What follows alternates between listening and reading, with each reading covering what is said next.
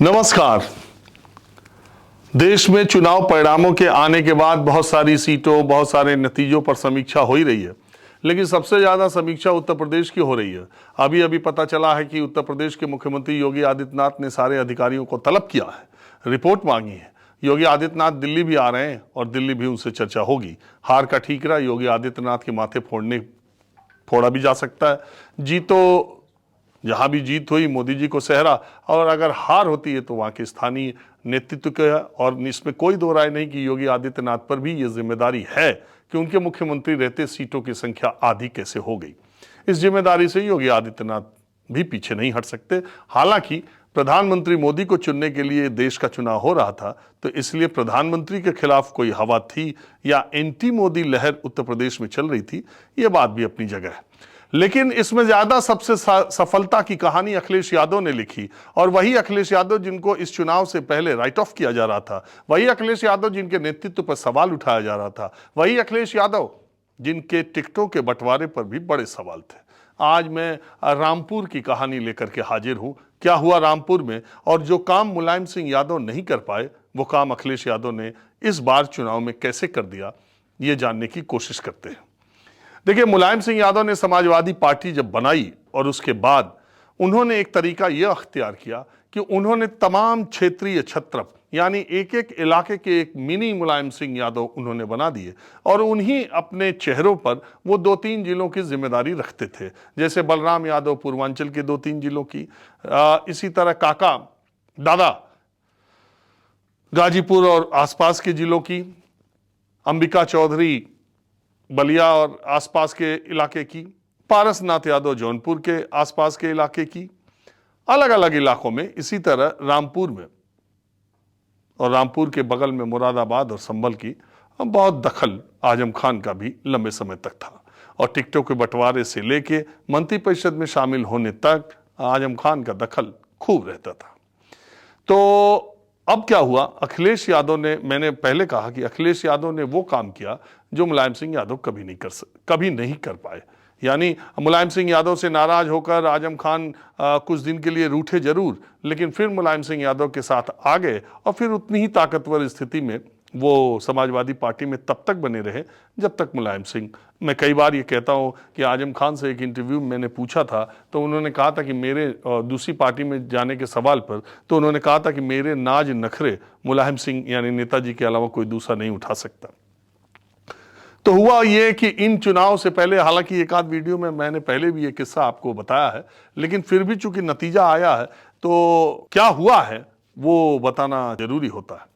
देखिए, रामपुर नवाबों की छत्र छाया में सैकड़ों सालों तक रहा। आजादी के बाद भी रामपुर के नवाबों का वहां की सियासत पर प्रभाव 25-30 सालों तक रहा। लेकिन 1980 में आजम खान जब विधायक का चुनाव लड़ने के लिए आए, और उसके बाद जब समाजवादी पार्टी ताकतवर पार्टी हुई और 4 बार प्रदेश में उसकी सरकार बनी, तो हर बार आजम खान ताकतवर मंत्री के तौर पर और रामपुर के विधायक के तौर पर, नेता के तौर पर वो बहुत प्रभावशाली थे। नवाबों के छाये से रामपुर निकला तो सियासी नवाब आजम खान के पूरी बादशाहत में वो बहुत लंबे समय तक रहा। योगी आदित्यनाथ के आने के बाद आजम खान के सियासी दिन भी उल्टी गिनती के शुरू हो गए, और वह आप देख ही रहे हैं कि उनके साथ क्या हुआ, कैसे हुआ। उन्होंने ज्यादतियां की थी, ये भी एक बात है, लेकिन उनके साथ भी बहुत ज्यादतियां हुई हैं, ये भी एक बात है, और दोनों सच है। आजम खान पे ऐसे ऐसे मुकदमे लगाए गए, आपको पता ही है। 2022 का चुनाव जीतने के बाद, 19 का जीतने के बाद उनकी सदस्यता रद्द हो गई, उनके बेटे की सदस्यता रद्द हो गई, जेल डाला गया पूरा परिवार, जो कुछ भी है वो सब आपके सामने पुरानी बातें हैं। लेकिन सवाल यह है कि रामपुर में उनका जो सियासी प्रभाव था वो अखिलेश यादव ने एक झटके में खत्म कर दिया क्या? अब आजम खान के छत्र छाया से, आजम खान के साए से रामपुर की सियासत बाहर निकल गई क्या? इसका बड़ा दिलचस्प मामला यह है कि अखिलेश यादव सीतापुर जेल में आजम खान से मिलने गए थे। वो आजम खान से रामपुर और मुरादाबाद की सीटों पर चर्चा करने के लिए गए थे। आजम खान ने उनसे ये कहा कि आप खुद यानी अखिलेश यादव रामपुर से चुनाव लड़ें, यही बेहतर होगा। और मुरादाबाद से उन्होंने मौजूदा सांसद एसटी हसन का टिकट काटकर अपनी एक सहयोगी रुचि वीरा जो कि नेता हैं, बगल के जिले की हैं, उनको उन्होंने मुरादाबाद से चुनाव लड़ाने के लिए कहा। एसटी हसन मौजूदा सांसद थे, 3 ही सांसद बाद में रह गए थे, उसमें एसटी हसन मुरादाबाद से थे। उनका टिकट अखिलेश यादव ने अनाउंस कर दिया था, बावजूद उसके उनका टिकट आजम खान के कहने पर काट कर रुचि वीरा को दे दिया गया। इससे अगल बगल के जो मुस्लिम नेता थे वो उनको बहुत नागवार गुजरा और उन्होंने अखिलेश यादव से इसकी शिकायत भी की। अखिलेश यादव ने रामपुर से खुद न चुनाव लड़के उन्होंने एक फैसला किया। मोहबुल्ला नदवी जो कि पार्लियामेंट स्ट्रीट संसद मार्ग जो दिल्ली का है, वहाँ की मस्जिद के जो मौलाना हैं, उनको अखिलेश यादव ने एक दिन पहले तय किया कि रामपुर से उन्हें चुनाव लड़ाया जाएगा। वो मूल निवासी रामपुर के। इसकी भनक आजम खान को भी नहीं थे। आजम खान और उनके समर्थक कहीं कोई चाल न चल दे या अपना कोई उम्मीदवार आजम खान पर्चा दाखिला न करा दे, इस बात का ख्याल रखते हुए बड़ी मजेदार तरीके से अखिलेश यादव ने व्यूह रचना रची। मोहबुल्ला नदवी को दिल्ली से लखनऊ से चार्टर्ड प्लेन से बरेली भेजा गया और साथ में उनके प्रदेश अध्यक्ष नरेश उत्तम पटेल को भेजा गया। नरेश उत्तम पटेल अध्यक्ष समाजवादी पार्टी, वो 2 AB फॉर्म लेकर के आए। एक में रुचि वीरा का टिकट काटकर एसटी हसन को मुरादाबाद से देने का भी उसमें एक लेटर था जिलाधिकारी के लिए, और एक जो है मोहबुल्ला नदवी के लिए रामपुर का था। एयरपोर्ट बरेली पर वहीं पास में मुरादाबाद के पास ही वहां मुरादाबाद के पास वाले एयरपोर्ट पे जब वो वहां पहुंचे तो एसटी हसन के समर्थक चाहते थे कि वो लेटर जो है उनको दे दिया जाए ताकि वो डीएम ऑफिस में पहले ही जमा कर दें और रुचि वीरा की जगह एसटी हसन चुनाव लड़ दें। लेकिन ऐसा नहीं हुआ। नरेश उत्तम पटेल ने वो लेटर नहीं दिया और वो लेटर लेकर के रामपुर चले गए। आपको मालूम है मुरादाबाद और रामपुर 30-40 किलोमीटर की दूरी पर है और मोहबुल्ला नदवी का वहां पर नामांकन कराया गया। अखिलेश यादव, मुझे जो जानकारी है, अखिलेश यादव की तरफ से नरेश उत्तम पटेल को स्पष्ट निर्देश था कि अगर मोहबुल्ला नदवी के नामांकन में कोई दिक्कत आती है या आजम खान के किसी आदमी ने पर्चा दाखिल कर दिया, तब आप ये लेटर एसटी हसन को दे देना, तब रुचि वीरा का टिकट काट देंगे। यानी आजम खान अगर अवरोध पैदा करते हैं, और 3 बजे तक ही पर्चा दाखिल करना था। आजम खान के एक समर्थक 1-2 लोगों ने भाग करके पर्चा दाखिल किया, लेकिन AB फॉर्म उनको नहीं मिल सका और मोहबुल्ला, और वही लास्ट डे था, और मोहबुल्ला नदवी समाजवादी पार्टी के रामपुर से प्रत्याशी हो गए। और इधर 3 बज के वो इधर भी रुचि वीरा का टिकट काटने के लिए 3 बजे एसटी हसन के मोबाइल पर व्हाट्सएप मैसेज आया और उनको रुचि वीरा का टिकट काट के उनको देने की बात कही गई, लेकिन वो बहुत देर हो गई थी और फिजिकल देना था। उनकी नाराजगी को दूर करने के लिए कहा गया था। वो संभव नहीं था कि वो डीएम ऑफिस में देते, AB फॉर्म उनको मिल पाता।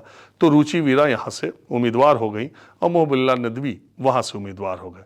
इसके बाद क्योंकि दोनों जगहों पर मैं गया था, एसटी हसन नाराज हो गए। वो बहुत अच्छे डॉक्टर हैं, बहुत शरीफ आदमी है मुरादाबाद के, और वो उनका नाराजगी उनकी स्वाभाविक है, क्योंकि सीटिंग सांसद होने के बाद उनका टिकट काट दिया जाए और दूसरे जिले की महिला नेता को यहाँ से टिकट दिया जाए, और मुरादाबाद जहाँ 50% आबादी मुसलमानों की है, वहाँ भी मुसलमान को टिकट न मिले। इसको लेकर के स्थानीय स्तर पर वो खुद भी नाराज थे। मेरा एक इंटरव्यू उनके साथ है, उसमें आप उनकी नाराजगी देखे ही होंगे। कुछ समाजवादी पार्टी के बहुत ही लॉयल वर्कर, लॉयल नेता जो अगल बगल के जिलों के हैं, वो भी इससे बहुत मायूस हुए। वो भी अखिलेश यादव के इस फैसले से बिल्कुल खुश नहीं थे, बहुत नाराज़गी थी कि ऐसे समय में मुरादाबाद में एसटी हसन का टिकट क्यों काटा गया।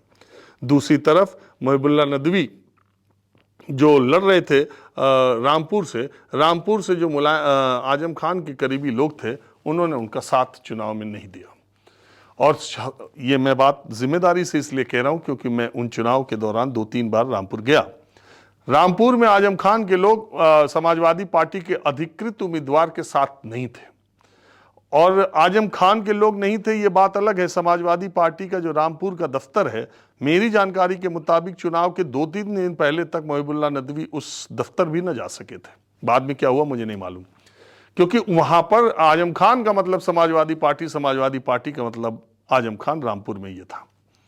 लेकिन ये जनता, ये जो उत्तर प्रदेश का चुनाव हुआ है, ये नेता ने नहीं लड़ा, ये कोई करिश्मा अखिलेश यादव और राहुल गांधी का जो है वो अपनी जगह का है, लेकिन ये जनता ने चुनाव लड़ा और जनता ने इस तरह का मैंडेट दिया। आप देखिए उत्तर प्रदेश में भारतीय जनता पार्टी के जीतने वाले जो सदस्य हैं उनकी जीत का मार्जिन कम है, विपक्ष के जो सांसद हैं उनका मार्जिन ज्यादा है, और ज्यादा वोटों की संख्या 33 से ज्यादा फीसदी वोट समाजवादी पार्टी को मिले।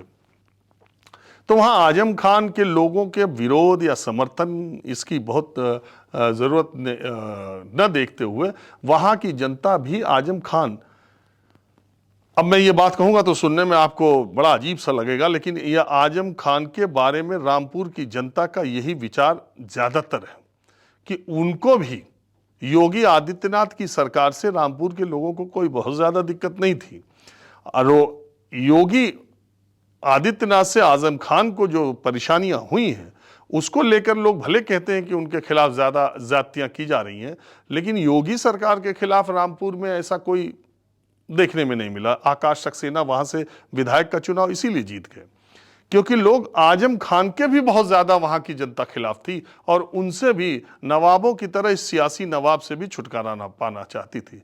अखिलेश यादव के इस दांव ने रामपुर की जनता को, खास करके मुसलमानों में, ये मौका दिया कि वो खुल करके बैटिंग कर सके, और जिस अच्छी मार्जिन के साथ मौलाना साहब चुनाव रामपुर से जीते हैं उससे ये साफ पता चलता है कि रामपुर की जनता आजम खान के कैंडिडेट को तो उसने हरा दिया, लेकिन अगर समाजवादी पार्टी का कैंडिडेट आया तो वहां से उससे चुनाव जिता दिया।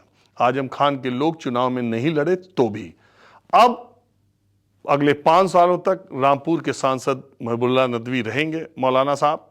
अब उनकी बात, अब वो एक बराबर कद का आदमी, इतने सालों में आजम खान के सामने रामपुर में कोई सर उठा के समाजवादी पार्टी का नेता नहीं चल सका, लेकिन उनके नामर्जी के खिलाफ, नामर्जी होते हुए भी अब मौलाना साहब वहाँ के सांसद हो चुके हैं।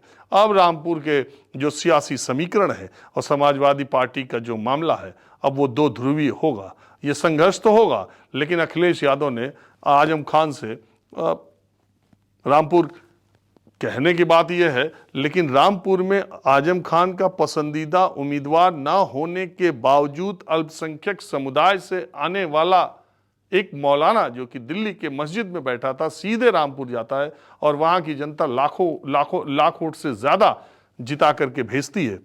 तो फिर इसका मतलब कि रामपुर की जो पकड़ है आजम खान की वो ढीली हो रही है, और आज अखिलेश यादव ने ये दिखाने की कोशिश की है कि जिस पर वो हाथ रखेंगे समाजवादी पार्टी का चेहरा वो होगा, और रामपुर में एक नया चेहरा आजम खान के उम्मीदवार के अलावा भी एक नया चेहरा समाजवादी पार्टी से जीत करके आ सकता है। एक बात तो ये, दूसरी बात ये कि इस बार के इलेक्शन, और आप देखिए सिर्फ इतना ही नहीं हुआ, बगल की सीट रुचि वीरा, एसटी हसन और तमाम लोगों की नाराजगी के बावजूद समाजवादी पार्टी ने रुचि वीरा को वहां से चुनाव जिता दिया, जो कि हिंदू है और मुसलमानों के डोमिनेंस वाले इलाके से। इसका मतलब कि समाजवादी पार्टी को वहां की जनता ने नेताओं को दरकिनार करके एसटी हसन के टिकट काटने की कोई नाराजगी रुचि वीरा में दिखाई नहीं दे रही। हो सकता है एसटी हसन लड़े हो तो उनको ज्यादा मार्जिन मिल जाता, लेकिन रुचि वीरा भी संसद में पहुंचने में कामयाब हो गई। तो बात यह हुई कि अखिलेश यादव ने, जब से समाजवादी पार्टी बनी है, इस बार सबसे कम मुसलमान उम्मीदवार अखिलेश यादव ने उतारे। 4 रामपुर, संभल, गाजीपुर और कैराना, 4 जगह से सिर्फ मुस्लिम उम्मीदवार उतारे और अपने परिवार के सदस्यों के अलावा किसी भी यादव को टिकट नहीं दिया।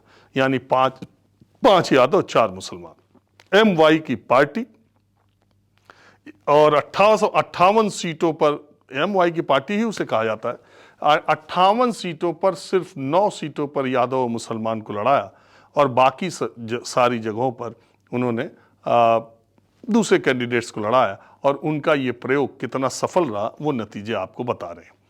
पहली बात, टिकटों के इस बंटवारे की वजह से उत्तर प्रदेश का चुनाव हिंदू मुसलमान इस बार नहीं हो सका। हिंदुओं के खिलाफ ज्यादातर सीट पर हिंदू ही थे और वो जो हिंदू मुसलमान कैंडिडेटों की संख्या ज़्यादा होती थी वो नॉर्मलाइज करने में अखिलेश यादव कामयाब रहे। इलेक्शन हिंदू मुसलमान नहीं हुआ और धर्म से जाति बड़ी साबित हुई और जातिवादी समीकरण में टिकटों के बंटवारे में अखिलेश यादव भारतीय जनता पार्टी पर न सिर्फ 20 पड़े बल्कि 22 पड़ गए, 21 की भी बात नहीं है। 37 सीटें जीत करके वहां पर वो पहुंचे, उनके सांसद पहुंच रहे हैं। और जो रामपुर की कहानी है, रामपुर में भी अखिलेश यादव ने अपना वर्चस्व, अपना आजम खान के इतर भी वो सीट बिना उनके पसंद के, बिना उनके सिफारिश के जिस आदमी को टिकट दिया गया वो आदमी भी लाखों वोट से जीत गया। और इसके बाद अब आजम खान का मुझे ऐसा लगता है कि जो एक पकड़ थी रामपुर में या समाजवादी पार्टी को के पर्यायवाची के तौर पर आजम खान रामपुर आजम खान समाजवादी पार्टी, जो ये तीनों थे, अब वो दौर खत्म हो गया। अखिलेश यादव ने, आजम खान वैसे भी जेल में रहने के बाद से उनकी लगातार स्थिति दूसरे तरह की होती जा रही है, लेकिन इन नतीजों के बाद अब अखिलेश यादव किसी क्षेत्रीय छत्र या कोई समाजवादी पार्टी में कोई नेता नहीं है जो उनके नेतृत्व को अब चैलेंज कर सके और अपनी बात मनवाने के लिए मजबूर कर सके। अब अखिलेश यादव के सामने कोई भी नेतृत्व का संकट नहीं है और अब कोई भी पार्टी में नंबर 2 नहीं है। नंबर 1 अखिलेश यादव और 1 से 10 तक वही रहेंगे। तो इस एक नतीजों का ये भी एंगल था, मैंने सोचा इसकी भी चर्चा की जाए। नमस्कार।